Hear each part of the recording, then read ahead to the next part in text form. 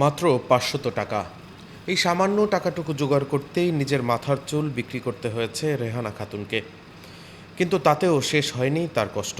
ঘর ভাড়া দিতে না পারায় আশ্রয় হারিয়ে এখন ২ সন্তানকে নিয়ে খুলনা মোংলা রেললাইনের পাশে খোলা আকাশের নিচে দিন কাটছে তার। আমি যখন দেখতেছি যে ওই ফ্যামিলির মাথায় চুল নেই, আমি বার্তা নচ্ছি যে না, তোমার মাথায় চুল কি করিস?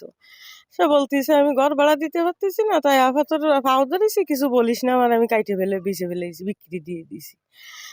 এখন জানার পরেতে আমরা আমি যেটুক যা পারি এর কাছ তোর কাছটা চাইয়া চিন্তা আইনি এই কাটামটুক আমার পিছনে উঠে দিছি, কিন্তু আর আমাদের সম্ভব না, আমরা আর ভাবতেছি না। তার জন্য একখান কাজ চাই আমি।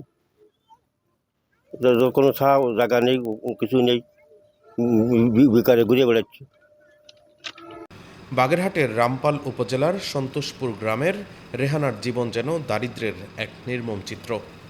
স্থানীয়দের সহযোগিতায় রেল ব্রিজের পাশে বাঁশ দিয়ে তৈরি করা হয়েছে একটি ঘরের কাঠামো, কিন্তু অর্থের অভাবে দেয়া হয়নি সেই ঘরের টিনের ছাউনি কিংবা বেড়া। প্রখর রোদ বৃষ্টি সবকিছু উপেক্ষা করেই এই অসম্পূর্ণ কাঠামোর পাশে ২ সন্তানকে নিয়ে দিন কাটছে রেহানার কাছে কয়েকটি বাঁশের খুঁটি শুধু একটি কাঠামো নয়, এটি তার সন্তানদের জন্য একটি নিরাপদ ঘরের স্বপ্ন। চোখের পানি মুছতে মুছতে রেহানা বলেন, ২ সন্তানের মুখের দিকে তাকিয়ে সব কষ্ট সহ্য করি। নিরুপায় হয়ে চুল বিক্রি করেছে, সন্তানদের নিয়ে একটু নিরাপদে থাকতে চাই। একজন মায়ের এই আকুতি কি পৌঁছাবে সহায়তার হাত নিয়ে? রেহানার অসহায়ত্বের বিষয়টি স্থানীয় সংসদ সদস্য ও পরিবেশ, বন ও জলবায়ু পরিবর্তন মন্ত্রণালয়ের প্রতিমন্ত্রী শেখ ফরিদুল ইসলামের দৃষ্টিগোচর হলে তিনি প্রশাসককে রেহানার পাশে দাঁড়িয়ে সর্বোচ্চ সহযোগিতার নির্দেশ দিয়েছেন বলে জানা গেছে।